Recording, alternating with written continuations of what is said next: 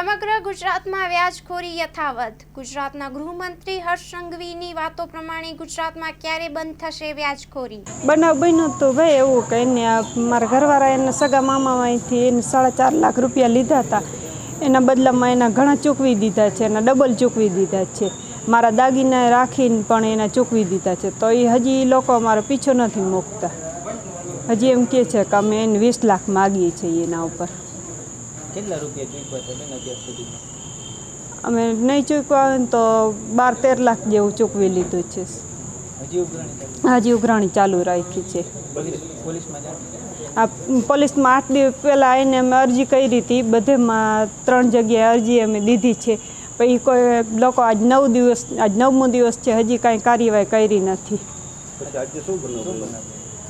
આજે તો એને મને ખબર નહોતી ને ઓચિતાકના બાથરૂમમાં વયા ગયા ને પછી મેં ઘડીક રાહ જોઈને પછી મેં બાથરૂમનો દરવાજો ખટખટાવીને કીધું તમે શું કરો છો? તો કે મારે આવી રીતે કરવું છે કે મારે જીવતું નથી રહેવું, ઓલા લોકો મને પરેશાન કરે છે, મને જીવવા દે એમ નથી। શું કર્યું હતું તમારે? બાથરૂમમાં શું કર્યું? દવા પીધી હતી। હવે અમે પરોળિયા રહીએ, બરાબર? મારો દીકરો છે, વહુનો દીકરો, એ ખંભાળીએ રહીએ, તો એનો ફોન આવ્યો એ કે અહીંયા હોસ્પિટલે છીએ અમે, આ ભાઈએ દવા પીધી છે।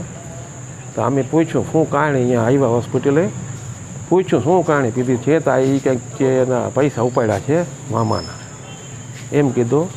તો એ પૈસા ઉપાડ્યા તો એ કે અમે ભરી લીધા છે, ભર્યા છે તો એ કે આપણે ડબલના તબલ ભર્યા છે, એ એમ કહે છે। મારા દીકરાની વહુ છે બેન, એને એમ કીધું મારા ગાયણા છે એ ગાયણા ભાંગાવીને એના પૈસા એને ચૂકવી દીધા છે, તોય હવે એ મૂકતા નથી, 20 લાખનું કહે છે। એ મને અત્યારે જાણ થઈ, અત્યારે આવ્યો અને મારો દીકરો છે। પોલીસમાં જાણ કરી? પોલીસમાં એ હમણાં કીધું કે 8 દીથી આ પોલીસમાં જાણ કરેલી છે, તો એ પોલીસ કોઈ એને પૂછપરછ નથી કરી, કાંઈ એને જવાબ નથી આપ્યો। અત્યારે તમે છોકરાએ શું કર્યું? અત્યારે એ દવા પીધી, ક્યાં દાખલ? દાખલ આપણે ખંભાળિયા હોસ્પિટલ સરકારીમાં દાખલ છે। માં motor driving, safe and sure driving.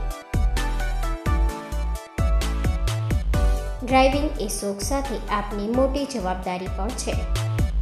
અમારા ઇન્સ્ટ્રક્ટર દ્વારા સચોટ અને સરળ માર્ગદર્શન, આપની રોજની તાલીમની માહિતી મેળવીને શું અધુરાશ છે એના ઉપર પૂરું ફોકસ કરાય છે।